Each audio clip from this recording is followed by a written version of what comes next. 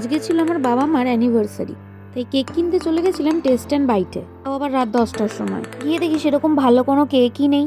অনেক ভাবনা চিন্তা করেই পাইনাপেল ফ্লেভারের কেকটা নিলাম, আর তার সাথে আমি একটা পেস্ট্রি খেলাম। আসলে এই আর কিছু ব্যক্তিগত কারণের জন্য মা বাবাও তাদের অ্যানিভার্সারির কথা ভুলে গেছিল। ব্যাস, কেক নেওয়া হয়ে গেছে, চলো এবার যাওয়া যাক। শুধু ওরা না, আমিও ভুলে গেছিলাম, পরে আমার মনে পড়েছে। সেলিব্রেশন পরে হবে ঠিকই, তাই আমার তরফ থেকে একটা ছোট্ট সারপ্রাইজ দেওয়ার পুরো চেষ্টা। ব্যাস, আমি কেক নিয়ে চলে এসেছি মাসির বাড়ি, কারণ ওরা মাসির বাড়িই ছিল। দেখো এখানে সবাই আছে, সবাই বসেই আড্ডা দিচ্ছিল। যাই হোক, সেলিব্রেশনটাও ভালোই হবে। ব্যাস, এবার কেক কাটার পালা।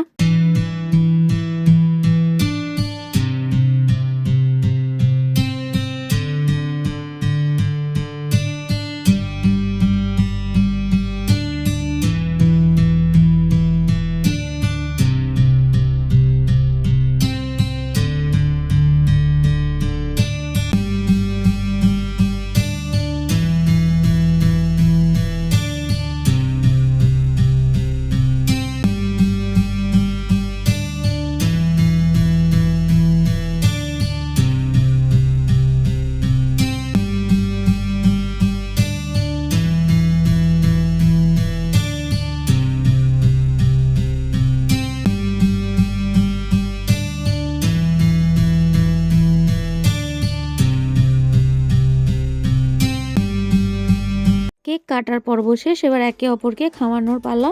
একে একে দাদা, বৌদি, বড় মাসি সবাইকে আমার মা আর বাবা মিলে কেক খাইয়ে দিল। আর এভাবেই আমরা ছোটোভাবে আমাদের মতো করে আজকে সেলিব্রেশনটা করলাম।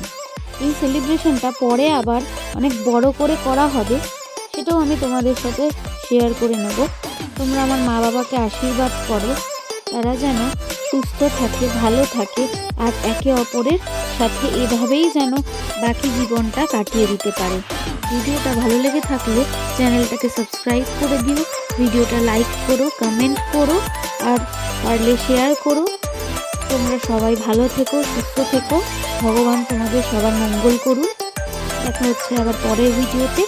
আজকে এখানেই শেষ করলাম, আসি, টাটা।